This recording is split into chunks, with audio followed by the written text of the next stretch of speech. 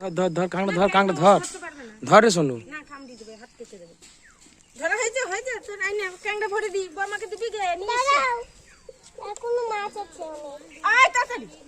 কাঁকড়া পালিয়ে যাবে শয়তান আয় হয়ে গেছে তাড়াতাড়ি আয় এই নে বর্মাকে দিয়ে দিয়া গে বল কাঁকড়া পেয়েছি